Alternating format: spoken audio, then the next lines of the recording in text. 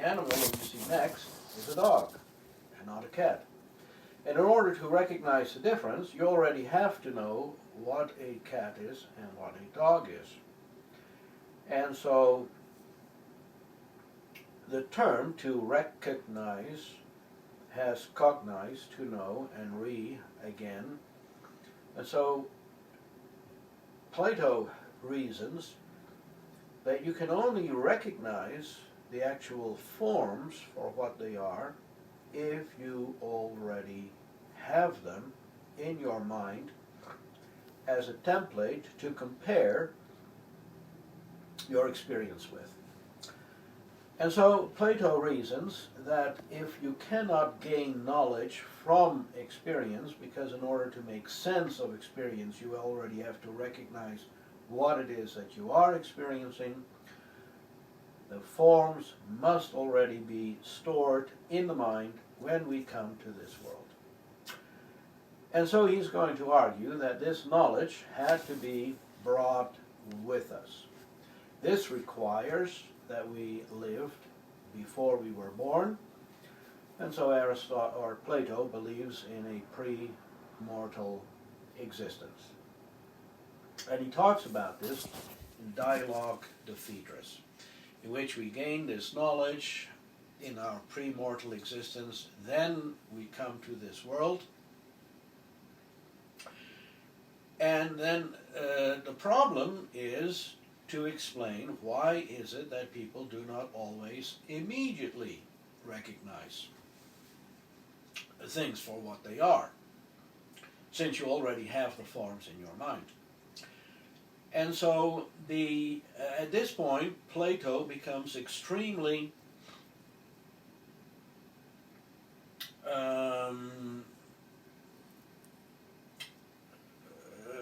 allegorical. That's the right term, allegorical. That is, he says, we cannot explain this scientifically, how this works, but we can tell a story that symbolically conveys the knowledge that we are seeking, even though it's not the literal truth, but we have to explain by analogy. So the analogy is that when we come to this world, we have to drink of the waters of forgetfulness. And so that is when we are born, we do not have the knowledge and we have to acquire it as we go along. But the only way to acquire it is that it is latent, that is hidden in the mind and ready to be triggered, to be actual. And this occurs through divine illumination. And then Plato explains that in order for you to see an object, it's not enough for there to be an object to be seen and for there to be a seer. There is a third requirement, namely light. Without light, you cannot see. And the same is true for the intellect, that there has to be a form, there has to be a knower, but it is not enough. There has to be a divine light, divine illumination. And the analogy that Plato gives is that on a hot summer day, you have bales of hay in the field, and the sun shines on the hay, and inside the bale of hay, the heat accumulates, such that then there is spontaneous combustion. And then the fire in the sun, of course we now know that there is no fire in the sun, but anciently it was believed that the sun is a ball of fire. The fire does not touch the bale of hay, but it does illuminate it, shine on it, such that the heat is captured until it is so saturated that poof, it goes on. Plato also gives another analogy that the reason that we cannot easily recognize the forms for what they are is because when we come to this world, we are bombarded with sense impressions. We have all of these experiences, and they fill the mind, and it's like if you go to a library, suppose that you have all the books in one big pile. So many books, such that if they are not organized, if you need a particular book, it's there. But you just cannot find it. It takes so long to look for it that by the time you have found it, the experience is long forgotten and gone, and therefore you do not become any the wiser.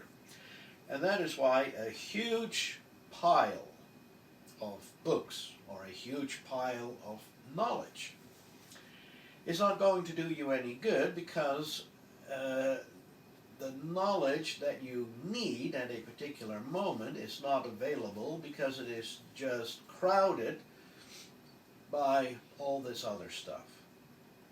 And therefore, Plato says that the purpose of philosophy is to organize the mind. And first of all, you have to get rid of everything that is not essential, so that you only have the knowledge of the forms organized according to a principle of order, a hierarchy,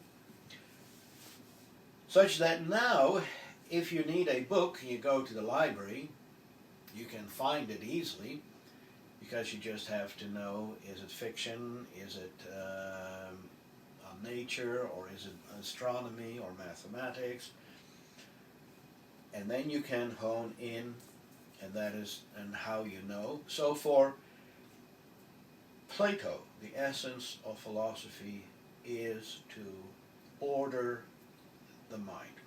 Now, the best way, or the way to begin, is to eliminate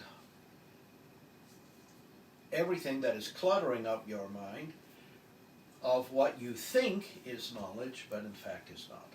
And actually this is what Plato learned from Socrates. Socrates would always go around and ask questions and show people that they are not as smart as they think they are.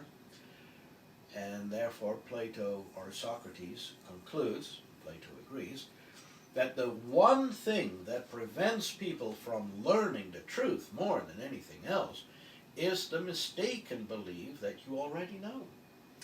Because if you think you already know, you're not going to look for the answer because you think you already have it. And if you are mistaken, well, then you don't have real knowledge, but you are not going to be prone to be corrected. And therefore what philosophy first has to do is to expose false beliefs. And that is why Socrates says in the Apology that the unexamined life is not worth living. Because you will not be able to distinguish between bias and prejudice and genuine knowledge. So, if you act out of genuine knowledge, it's only by chance, by luck, and you cannot really give a good explanation of it because it was just dumb luck that you happen to be right, but most of the time you're going to be wrong. But people don't know because they don't question each other's beliefs, and that is why Socrates really questioned what people thought, to show that they did not have a coherent answer to the questions he was asking. Okay, that is Plato. So for Plato, the forms are already in the mind prior to experience. And here, Aristotle disagrees. Aristotle thinks that to appeal to a pre-mortal existence and that you already have all the knowledge in your mind but you have forgotten it, and therefore Plato says all learning is but remembering. And Aristotle says, yeah, that's not really an explanation, it's all question begging. And also because for Plato,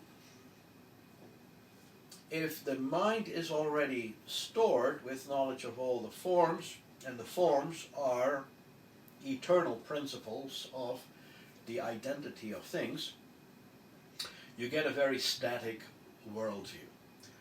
And true enough, Plato was mainly interested in mathematics and astronomy, and the good, and the true, and the beautiful, but he thought they were eternal and unchanging principles. And that means that for Plato, the world of true knowledge is the world of the intellect. And the senses distort that reality by ever-changing things, and so we have to look through the change to see what is the eternal truth, the eternal verities that we have to recognize in a world of change. And that means that change is only an illusion. Things only appear to change for the senses, but in the intellect, truth never changes. Aristotle here disagrees with Plato. Aristotle is interested in the world of change because he says that the real world is a world that changes. So how do we come to know it? Because Aristotle still agrees with Plato that the true objects of knowledge do not change. And therefore, Aristotle has to identify that which does not change in the world of perpetual change. And the answer to that question is that the changes do occur according to set patterns. These set patterns he calls causes. He introduces this terminology. And therefore we explain the world of change by identifying the causes of change. And the principles of causality do not change. And therefore we can come to understand change by identifying the causal structure that underlies change. But Aristotle does not believe that we have the knowledge of the forms that we bring with us into this world. So then the question is, how do we acquire this knowledge? And here the answer is that if you do have a seal that does impress its shape on the wax, that accounts for sense impressions. But now it is the mind that must have a ability to look at the impression, which of course comes to us through a piece of wax. But then you say, but it doesn't really matter which piece of wax it is and the color of the wax and how much wax. You just have to recognize the seal in the wax. And this we do through a process of abstraction. It's also Aristotle's term, abstraction. And abstraction means that the mind has the ability to focus on the imprint and to abstract it, that is, to separate it from what it gets imprinted in. And therefore, you can have several letters that are all, sealed by the same seal. And you have maybe different color wax, red wax, green wax, blue wax. And at some point you can say, the color blue doesn't matter.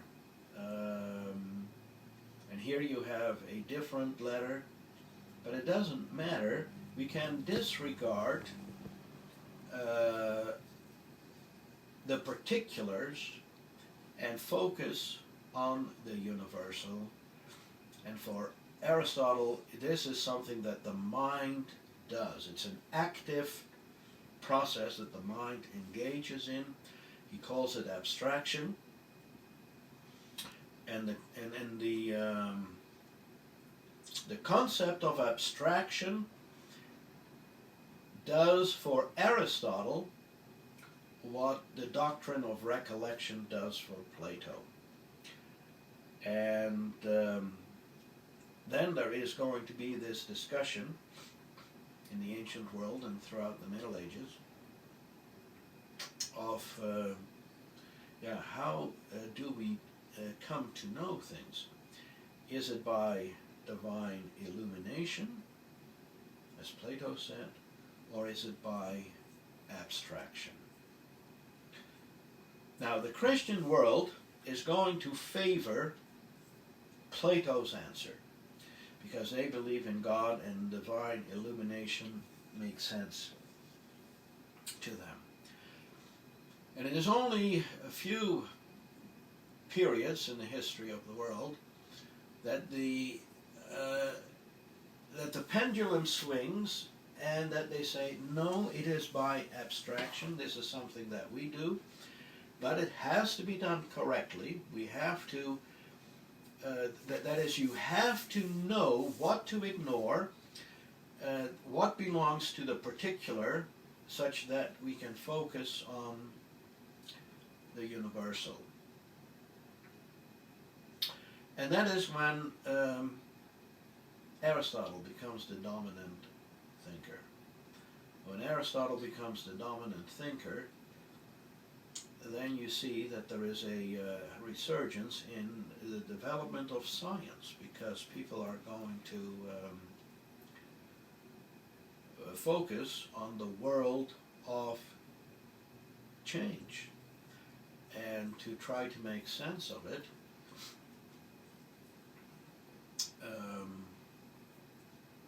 So, here you have the two differences between Plato and Aristotle.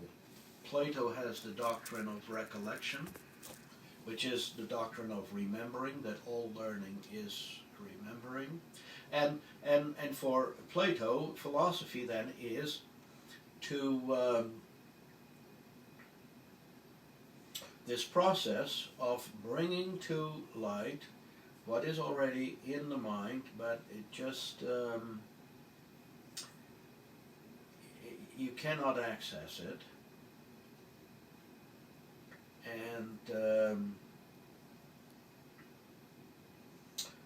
And an example of how Plato talks about it is like you go over a mathematical proof. Teacher explains how to solve an equation. First time, you say, I just don't get it. So he repeats it. And then you say, now I think I know how to solve these kinds of problems. So the teacher says, okay, here, let me give you a new problem. And you start, but then you get stuck. And you just don't know how to finish it, and you think, I thought I understood, but I don't. So now the teacher explains it a third time. And now you have what the Germans call the Aha-Erlebnis, the experience of, aha, now I understand. It's like now the quarter, drops, and all of a sudden, you don't. And for Plato, that would be a divine illumination.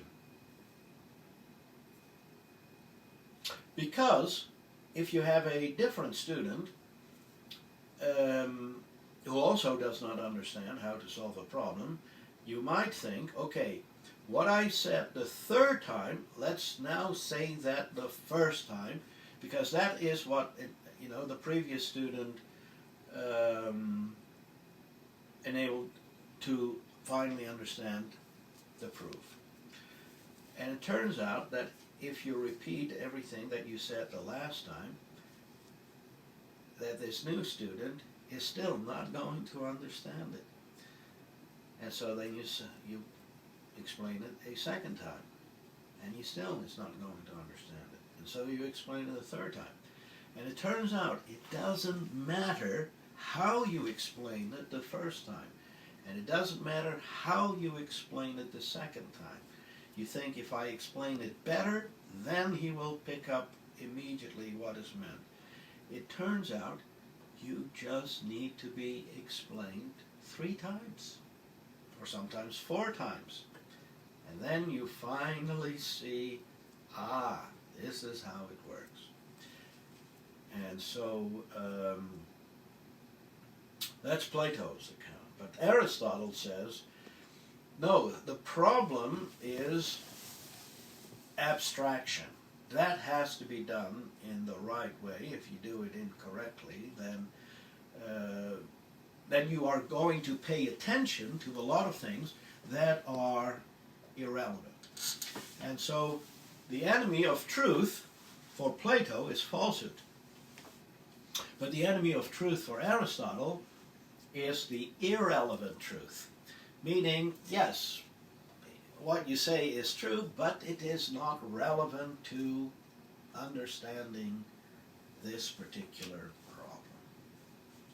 And that is because you have to distinguish between what is essential, also a term that goes back to Aristotle, and what is accidental, also a term that goes back to Aristotle. What is accidental is what is true in reality, but does not lead to a proper understanding. For example, if you have a bicycle, the bicycle can be painted blue, can be painted red, can be painted white or black. The color is not relevant for recognizing that something is a bicycle. But it must have 2 wheels. 2 wheels is part of the essence of what a bicycle is. If it has 3 wheels, it's a tricycle. If it has 4 wheels, well, then it might be a cart, but it's no longer a bicycle. So, and in physics and mathematics and all of the sciences, for Aristotle, the challenge is, are we honing in on the essence of the thing? And newcomers are usually distracted by, looking at features that, true enough, are there, but they actually prevent you from properly understanding the nature of a thing because they are accidental. So you have to look at the essence of things. And this is a man-made project, and it is difficult, and therefore it takes time, and we have to correct ourselves. And so that's why Aristotle says that a fundamental principle of doing science is that we ultimately seek to explain what we experience. And that means that the experiences are the standard of reality. You have to explain what you observe. He says you have to save the phenomena. And that is his criticism of Plato, because for Plato, true knowledge is eternal and unchanging, and the world is always changing, and therefore the world is an illusion, and we can only use the world to trigger the memory of what is eternal and unchanging. And that is what Plato is trying to convey in the allegory of the cave, in which he says, you know, it's like we are in a cave and we only see shadows. And of course what he means is that the world around us, the world of everyday experience, does not give us a true knowledge, because you're only looking at shadows on a wall. You have to leave the cave, that is, you have to leave the world of sense impressions and move to the realm of the intellect. And that means you have to leave the cave behind. And Aristotle says, no, you don't leave the cave behind. What you see, you know, the shadows on the wall, for Aristotle, they are reality. The world of everyday experience is the real world. And the eternal forms, and he agrees with Plato that the eternal forms are what enables us to know the world, but they are the result of abstractions rather than the result of, through divine illumination, coming to recognize the forms for what they are. Does that make sense?